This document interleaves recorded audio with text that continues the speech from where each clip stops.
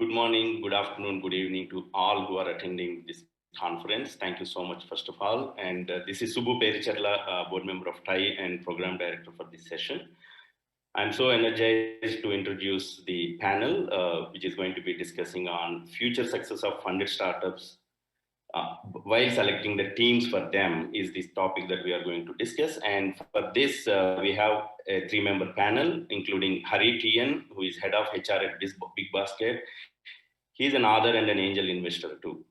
And we have two panelists, Sudhir Koneru, who is CEO of Zenoti, a Seattle-based software company. He has raised about 91 million, built multiple times teams to get this success. He is a serial entrepreneur. We also have Amelia Warren Tyagi. He's a CEO and co-founder of a LA-based business talent group, and she had absolute great experience in cross-cultural and cross-geographical, team forming. So by saying this, I'm passing this to Hari. Please take over, and we have a wonderful session and learnings for all the audience. Thank you. Thank you so much, Subbu. So good evening and good morning in whichever part of the world you happen to belong to. And today's theme is extremely interesting, scaling startups without the wheels coming off.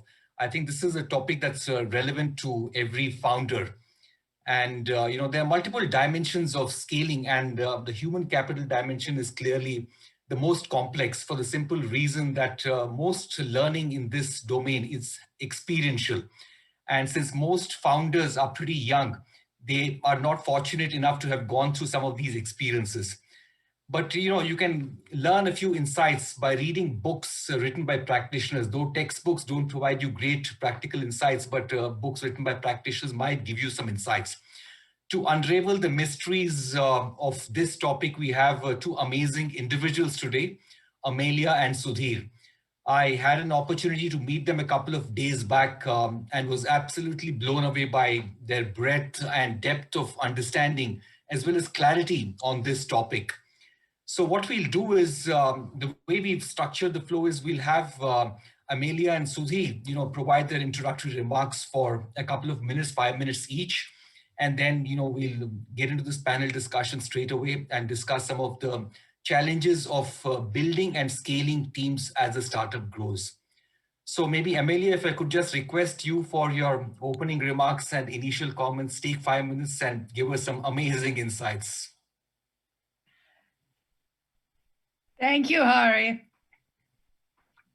I'll do my best on trying to be amazing. I'm out in California today, so good evening to the folks on the American side, and good morning to everybody else.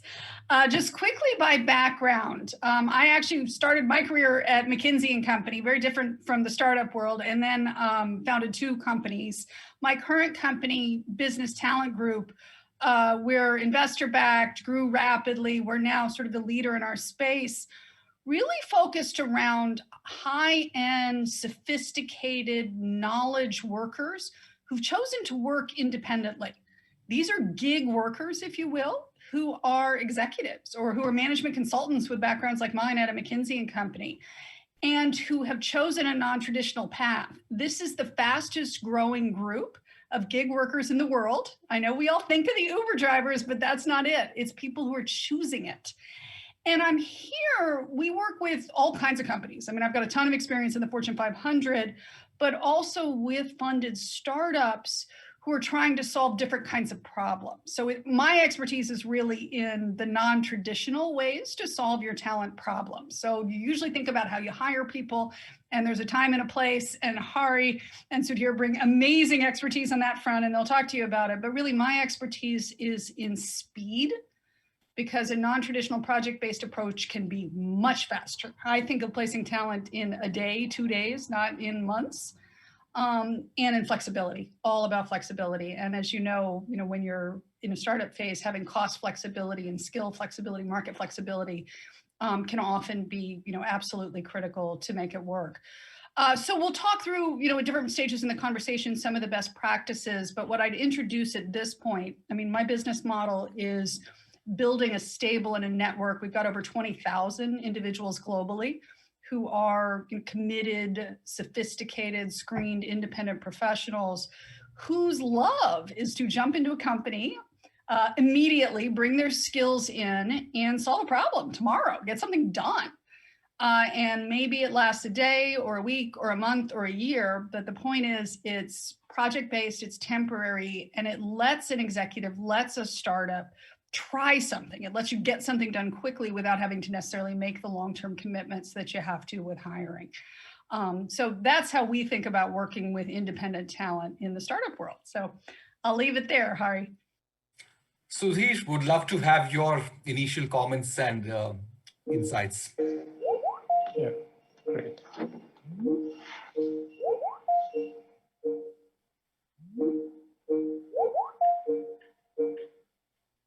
Hi, folks. I'm joining from Hyderabad, actually, though, I do live in Seattle, but I happen to be in Hyderabad due to work right now.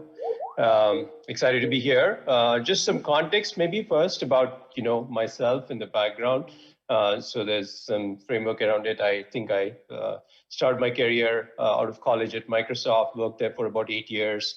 I was, during the dot-com bubble days, got bold enough to go do a startup, which I did for about 8 years at that time. Didn't know much about what it means to do a startup other than knowing how to build products kind of stuff. So it was a huge learning experience my first time around trying to do a company. But I think we survived. We kept going at it for 8 years. And then after that, I took a break for a while. And then it so accidentally happened that I started another company, which I wasn't planning to, which is now called Zenoti, which is a cloud software kind of stuff. And we've been doing it for almost 9 to 10 years now. And, I think Zenoti is different in that I've gone through the experience of starting a company originally in India, because at that time I happened to be in India, and then making it more global in terms of having, of course, selling in India, Middle East, Southeast Asia, but then going to the US. And today, of course, majority of our market is the US, and Zenoti is primarily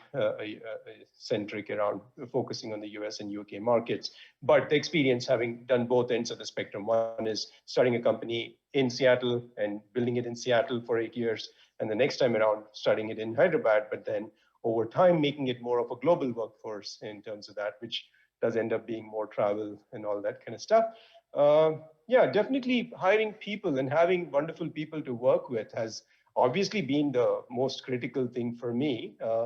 I think, at the end of the day, I feel leaning into our personal networks, having deep networks of people that we have worked with, having had wonderful relationships, even when you're working in your corporate life, whether it's when I worked at Microsoft or otherwise, building wonderful relationships is very important for being a successful entrepreneur. Not that you have to work at it. I think successful entrepreneurs naturally tend to have great relationships and great empathy, because of which they connect with people, and then people are willing to work with them kind of stuff overall. So I've been blessed in terms of having wonderful people all the time working with me.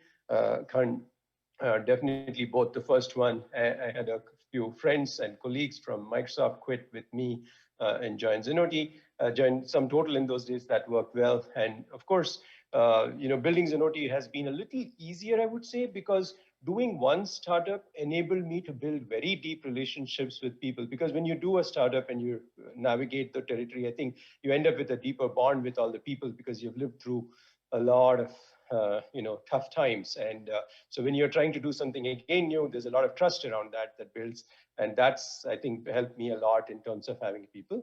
And I think as we have evolved and become bigger, it's just been more important to switch from the early stages of personal credibility and personal thing to being very good about articulating, hey, what is our purpose? What are we doing this for, kind of stuff.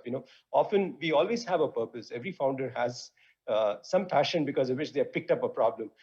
Usually at some stage of the company, they have to dig deeper and peel the onion more to learn, hey, why did you start this? Can you really answer this in a very beautiful way so that a broader group of people really align with your purpose, and whoever loves that can come on board and be part of it. So I think different things worked at different stages, but undoubtedly people is important. And I think what keeps me awake and what keeps me going is the accountability to the people. So if a founder has that in their mind, because, hey, a bunch of people signed up for this mission with me, then it's a little bit of a paranoia or fear saying, I better make it worth their time. If it's not worth their time, it would have been silly to convince so many people to come work with me. So I think it's a two-way street. Both you also have to have their accountability, not kind of stuff. So I don't know if that gives some color, Hari. So I'll let you drive how you want to drive the car. Yeah.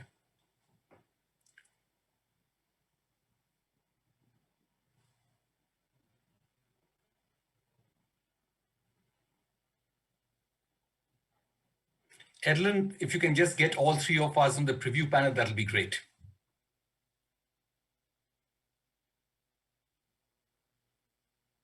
Thank you. So, Amelia and Sudhir, I'm going to ask you a bunch of questions. I would request you to please keep your responses very crisp so that we could cover as many themes and questions as possible.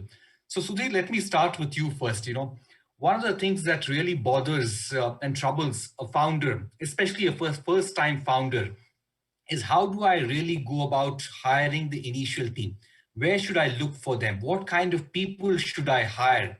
So that's the biggest question, because that can make or mar a startup. So can you just tell us a little bit about how do you go about identifying and building your initial team?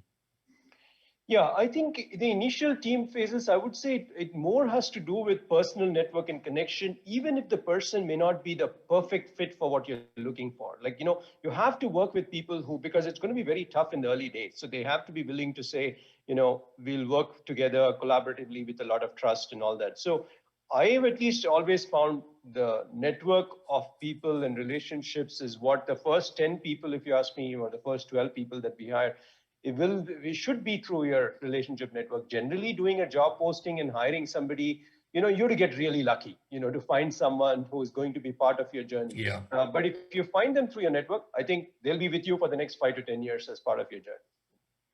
And any specific traits that you would look for? What kind of people fit into an early stage team better than the others? Yeah, I would say people have to be willing to.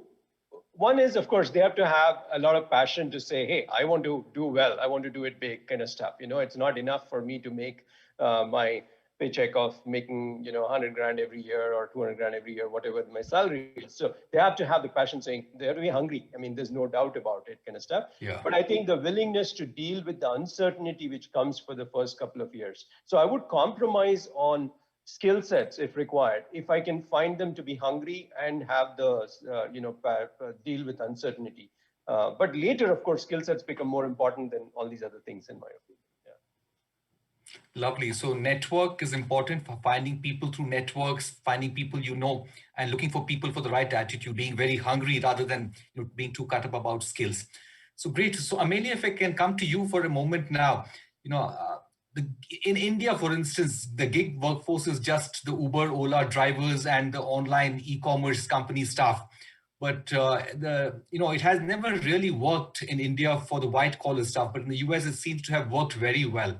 Can you just tell us a little bit about why is it that you think it has worked well in the US, even for the white collar category, whereas it doesn't seem to have worked well in this category in the rest of the world? Sure. I mean, in the US, it's really growing. As I said, it's the fastest growth segment. And fully 1/3 of white collar workers will work independently for some part of the next 5 years. I mean, it's that much of the workforce. I think two things are going on. One is greater acceptance, which feeds into itself. When we started our business 15 years ago, I had to spend a lot of time explaining who these people were and why they were, why you should spend time with them. I don't have to do that. People accept it, they get it. And the other is knowledgeable people get to write their own ticket now. This is the trend, that highly talented people get to call their own shots and get to decide how they want to work. That's the trend over the long run. And I think that's going to happen more and more. And what we're seeing is more and more people, they want a different kind of control. That's the number one thing we hear, is that they want to choose who they work with, what they work on, where they work, when they work. And it's that kind of control while people are choosing this. And I think as great talent flocks to working this way, companies adapt. And I predict it will grow in India. I see small pockets of it. I think actually other Asian markets are further along than India is. And I think those same trends of highly talented people wanting to choose their own destiny, my guess is that will resonate over time in India as well. So just to build on this, Amelia, traditionally startups have focused on full-time hires. So I would say, under what circumstances should they consider a gig professional instead? Sure. And I think there is a time and a place for a full-time hire, obviously. I would think about solving for a few problems. The first is speed. If you're in a moment where it's absolutely the first to market, you're really in a race against the clock, then bringing people on really fast and independently and on a project basis just makes a ton of sense. Get yourself over the hump, and then you can backfill on the permanent hire and take your time about it. The other one is flexibility. When you have a lot of uncertainty, or when you know that the skills you need today are going to be a different set of skills 3 months from now. So for example, you're launching in a new market. You don't even know anything about the market. You don't know for sure if you're going to succeed in it. Somebody's not going to quit their job and move and start this for you. Bring someone on for 6 months to try it for you.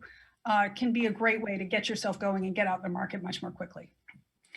And is there room for a gig worker in a fairly stable startup which has achieved reasonable scale? How do you be a gig worker and be an integral part of an organization and part of organization building if you're just on the periphery? That's something that's always intrigued me. It's a great question. Actually, Sudhir said he's former Microsoft. I see him nodding. I mean, Microsoft has pioneered this, and I will tell you, one of the keys as an owner, as an executive running a company, is not to treat your gig workers like they're on the periphery. Treat them like they're part of the team, and they'll act like part of the team. These are serious professionals who take their work seriously. They may move on in 3 months, but the time they spend with you, they're invested. They want success as much as you do. They live and die by their reputation.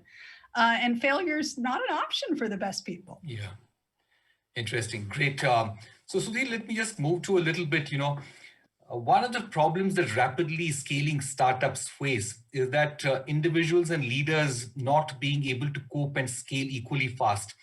A rapidly scaling startup is akin to, a 5-year-old learning elementary mathematics and graduating to calculus by the age of 10.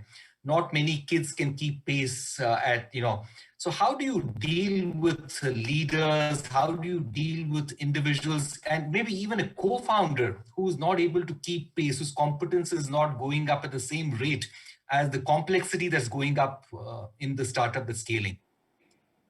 Yeah, good question. So I think, early stages, I think the founders and the 2-3 founders and the early team's passion and energy largely drives, results and performance. But as you scale, as you said, you just have tons of people coming on board. And I think I'm in fact going through that transition right now at a second phase kind of stuff. But, the first phase is just, I think, having the clarity on vision, purpose, and values, right?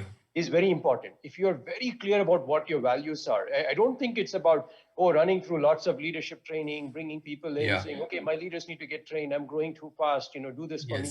Nobody's going to solve this from outside, So that is the core thing, which I think I was lucky enough to have invested time in and building the right value structure, thinking through it, taking time. It takes time to actually do that. I mean, it may take a whole month before you get clarity and visibility into it with your core team, leadership team, and say, okay, I think we have found the right way to express ourselves in all these fronts.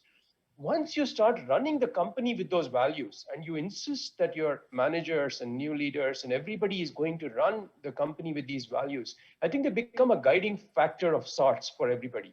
And so that's kind of what I have done, is really said, look, keep emphasizing on that, on the value aspect. And sometimes may seem like a broken record for some people, but I think if you tie it to your business, when you're talking about values, don't just talk about it in isolation, but every business problem, you go back and say, how would you address it by keeping your values into account, and just keep doing case study examples of step along the way. I think you build good leaders who grow with the company, saying, okay, this is how we intend to operate. And then they're all obviously smart skills wise. They know what to do in terms of writing stuff. So it works out. Yeah. So have you personally encountered a case where a founder or co-founder wasn't able to keep pace, either personally, or have you seen from close quarters anybody else?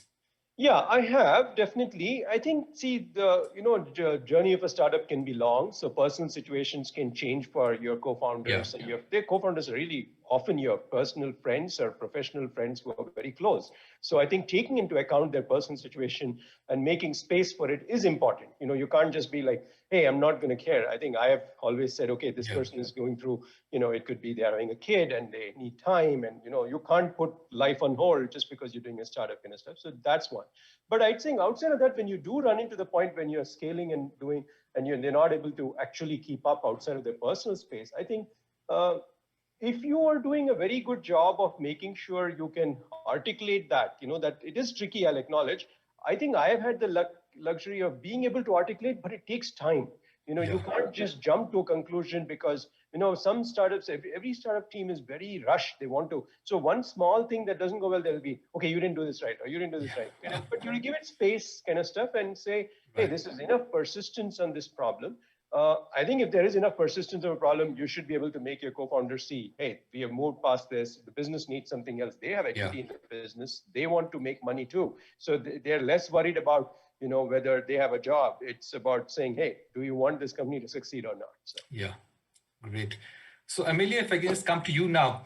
Most folks associated with TiE in some way are interested in the Indo-US corridor.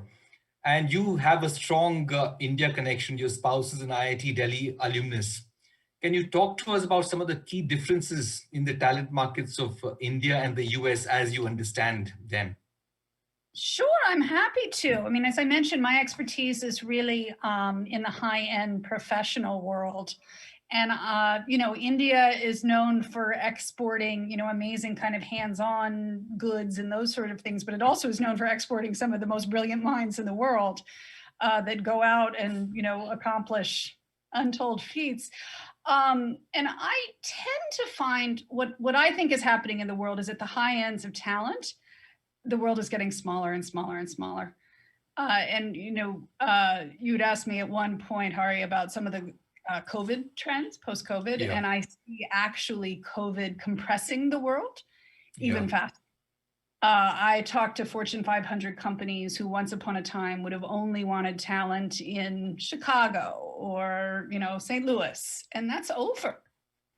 And now they want the best talent in the world. And I think that trend is only going to continue, that if you're at the top of your field, you get to play in a global way. And I think India has probably had somewhat less access to that market historically. And I think that's accelerating that openness to opportunities around the world. And it's something that a startup can think about. I mean, it's hard to imagine being able to get, the world's best in your field, but you might be able to tap into the world's best, from somewhere around the world on a project basis, on a short-term basis, to be able to grab that level of expertise. So maybe, Amelia, if you can just build a little bit on that trends that COVID is setting, what are some of the long-term trends that you see? One or two really insightful ones that you see? Some patterns that you're picking up. I think geography matters a lot less. And I think that pattern will continue. I think there's much more comfort with working virtually. I think that running a high quality virtual team is core capability. And it's a core capability that startups and Fortune 500 companies are learning alongside each other at breakneck pace right now. I think some of them are doing it well and some are not, but I don't think it's optional anymore. And I see that continuing. And I think even if the world reopens, whatever that's going to mean, the ability to run a global team and not all sit in the same place is going to be absolutely critical. Well, it's so interesting, that it took a pandemic to teach the world that geography doesn't matter, even though people like Sudhir and hundreds of people before Sudhir ran companies that had distributed teams. It took a pandemic to teach every company that everyone could operate like the way Sudhir currently operates, I'm assuming. Great. Sudhir, if we just come back to you for a little bit, quickly, what are some red flags that startups founders need to be cognizant of when they hire people at a senior level? Yeah, so I think hiring at a senior level is definitely, any founder will go through, mishaps first 1 or 2 senior hires is my view. I mean, even when we hired, it's super hard. I don't know if I can give you a very nice, clean answer to that problem, but I think one thing I discovered, there was a nice book. I mean, there's no replacement for beautiful clarity in terms of what do you want this person to do? Do they have the skills to do an interviewing process and being very methodical about it? Because a lot of founders are not methodical. Their early days, they are very quick to make knee-jerk reactions about people they know. Okay, let's go with it. And they make decisions in an unstructured way. So when you try to hire senior people in an unstructured way, you end up making those mistakes. So I think one advice maybe I would give, there was a recent book I read also. It's called Who by, I'm forgetting the name of the Jeff Smart or something. I think Jeff Smart, The Who, A Method to Hiring or something. And it was a beautiful book which explains how you pick senior talent, how you, the methodology of, process, writing the job description, going through the process clearly. That's very important. It's not just based on, because people are sometimes in a hurry. They feel like, okay, I need a VP of sales. So they're just looking at titles. They're looking at, stuff. So I think the basic groundwork of doing your homework of hiring process, which is missing in early stage companies till they mature, is what gets them into trouble, in my opinion. I also noticed that, founders, when they begin to scale, when the startup begins to scale, typically would like to pick people who managed a scale environment before, especially in large and mature companies. And managing in a scale environment is very different from building for scale. Building for scale is far more complex. And sometimes founders typically make the mistake of confusing the two, which is if you have managed scale before, you can also build for scale in this company. So very quickly, one more question. Your scale-ups, startups have scaled, many of yours, and you have built global teams. Just tell us a little bit about, how do you preserve culture? You're hiring people laterally from different companies, different backgrounds, different contexts. But how do you bring this all together in the form of either a salad bowl or a melting pot and preserve your company culture? Yeah, I think it comes down to really, truly making the time. I think somewhere along the way, the founder's role changes from, solving problems every day to, saying, what am I doing to preserve culture, right? In terms on an ongoing basis. So, every time we are solving problems, connecting it back to our values and, approach of how we should make decisions, etc., is an important process that ensures people really take it seriously that we do mean business when we talk about these values. When you do performance reviews and structures, actually centering them around your values, and revolving them around that ensures that who are coming on board also get the fact that, hey, they do mean business. They were not just putting it nice, pretty stuff on a piece of, brochure about their values, etc. So I think it's the basics of truly embracing it, running your company and ensuring that you and the next layer of people and maybe are really running the fabric of your value system regularly. Then that kind of pushes down, I feel, as you keep hiring more senior leaders. Great. We're running out of time. So one quick question to both of you. Amelia, this question is for you. So what's your secret sauce in being able to provide quality talent at short notice? That's a great question. One is, of course, the hard skills. And in a project basis, sometimes that's easier because it's very much exactly what does someone need to get done? How do you exactly match those skills? And then it is all about that flexibility and that sort of can-do spirit, get it done on their own, don't need to be told what to do, act quickly, and the soft skills. We get it right 99% of the time. The 1% that's wrong, always the people skills. It's never the hard skills. And quickly, one best practice in making a gig professional succeed inside a startup. Define the project as carefully as you can, and then hold yourself to just find someone who has the skill to get the project done and just go through a process big enough for that project. Sometimes startups get in the habit of you need all 10 people to interview everybody, and you get in the habit of permanent hiring with your list of 20 qualities. The whole point is free yourself up to move fast and to fail fast. Call it if it's not working. Get in the entrepreneurial mindset around talent too. Lovely. Suhi, one last question for you, and with this, we'll open it up for the audience questions. So if you can just tell us one thing that a founder, needs to adapt or do differently as the startup scales. There are many things that a founder needs to learn along the way, but one big lesson as a startup scales, what should a founder do differently? Yeah, I think early days, I would say you are getting things done. You are the guy who's the hero who's executing like crazy. every day who knows every piece of the company. I think the next phase with the switch, the one thing they need to do is, maybe I would kind of combine is, listening very carefully and asking the right questions is what they need to get good at, rather than doing things. If they don't break that habit, then nobody else is going to be accountable. The accountability will always be with the founder. If you switch gears and you say, hey, I'll just ask questions, let them solve the problems, then you're building a lasting organization behind you. Yeah. And I think there's a nice book called Flight of the Buffalo, which explains this philosophy very beautifully. Lovely. Great. Thank you so much, Amelia and Sudhir. I think 40 minutes is too short a time to get all your insights on this topic. But with this, Subbu and Edlin, I think we'll open it up for audience Q&A. I think I will need some help, Edlin. I'm not an expert in navigating the chat box and getting the questions right. Maybe if you can just help me a bit on that.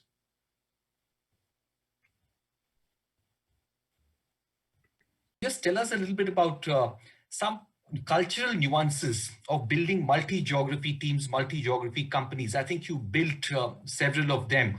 And that seems to be, one thing that you've done consistently all your life. So tell us about some of these nuances. Yeah, I would say to Amelia's point earlier, I think the geography may not matter as much nowadays as it did, 10 years ago. 10 years ago, there were significant cultural challenges when I was trying to have a team in India versus the US. The India team is always like, there's a geographical fight kind of stuff.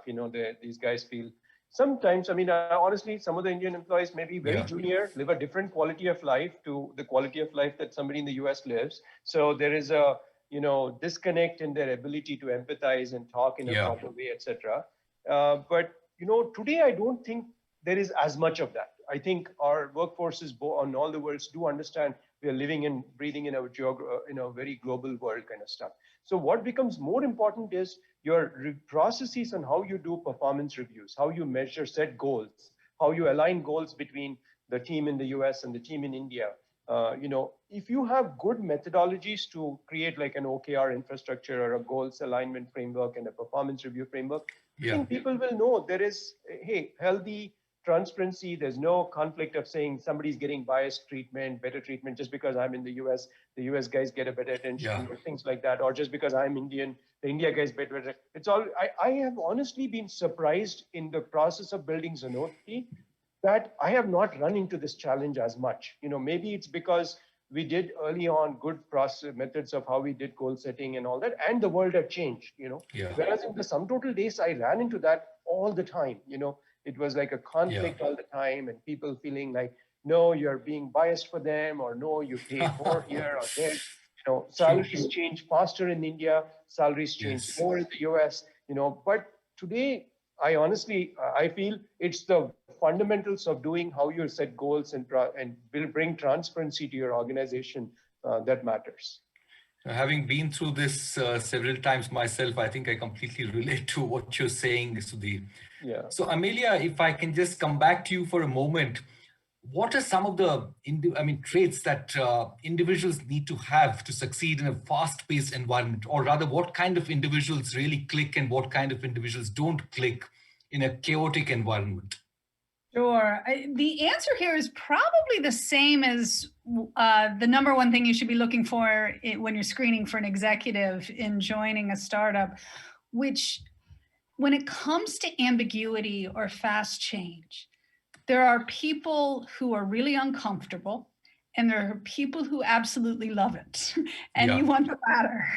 You want it when you say, gosh, we need to figure this out. People who say, that sounds like so much fun. I can't wait to lean in and figure it out, versus people who say, golly, that sounds really hard.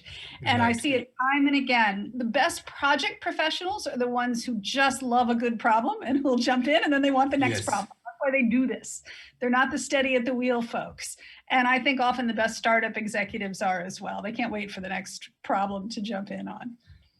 And have you seen, Amelia, in your own personal experience where you made a wrong choice, especially at a mid to senior level? And how did you deal with it? You hired somebody, you desperately needed somebody for a position, and you find that you've hired the wrong person. And how do you deal with it? It happens. And look, I always say, you know, for us as a business and placing people, the measure of us isn't how we deal with it when it goes well, it's how we deal with it when things go badly. That's what measures you as a business. You know, Sudhir kept talking about values. That's when your values are pressed. They're not pressed when things are going well and easy. You have to be honest, you have to call it, and you have to treat people with dignity. Yeah. That's the best answer. And if we haven't done right by a client, then we do everything we can to make it right. We bring in someone else, we replace somebody, and try and get out of it in a way where the client's needs are met. So quickly, I'm sorry to interrupt. I think we quickly, there's two questions. I think we're really running out of time. Two questions, one for Amelia, one for Sudhir. So let me read out both of them for you, and maybe you can respond one by one. So Sudhir, for you, the question is, can a founder get a professional CEO right from the start? And what are the risks of getting a professional CEO at a later point of time? Amelia, the question for you is, what are the qualities you would look for from your talent acquisition team? And how should you, as a leader, empower the talent acquisition team? Okay, you want me to go first? Yeah, please. Okay, so my question was, what was it? Oh yeah, so founder CEO. No, I don't think it makes, you know, when you're founding a company, getting a professional CEO to sit alongside you makes I don't think it makes any sense at all. I mean, no professional CEO is even, how will you attract this person? Why will they work with you? You know, you need to prove yourself to some level. A professional CEO wants to do something where they're solving meaningful problems, which are at scale and all that kind of stuff they have done before. So nobody would be interested in the first place, and neither does it serve your purpose whatsoever. So I think you have to get there. Now, as you grow, do you need a professional CEO? I think it's you know, I don't know if you need to answer that question yourself. I think you're surrounded by people. Once you have 20 people or 30 people, you have an investor.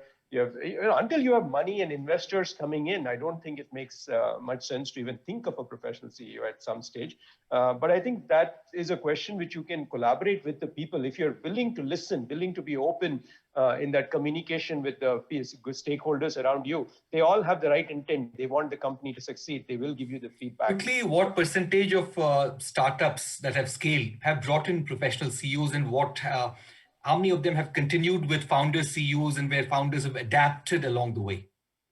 I don't know a number off the top, Hari, but I would say more often than not, the founders would adapt to continue to be the CEO kind of stuff for a successful business to keep making that, because the values, the culture, and all that whatever worked has to be preserved kind of stuff. But yes, there are, I'm sure, maybe 30%, 40% of the time. But the stage at which, like I think when the company goes public, maybe an IPO, is when such a transition may happen. Well, before that, the transition is less common. Got it. Makes sense. Amelia, the talent acquisition team, the traits. Sure. So to be great at talent acquisition, you need two qualities that can seem opposite. You need to have a passion for talent. You need to love people. I mean, understanding what makes people tick. And you need to be really methodical and rigorous and really disciplined about it, and be able to have both of those in the same individual. Great. Thank you so much, Amelia and Sudhir. Lovely having you. I think amazing insights. Audience would have benefited.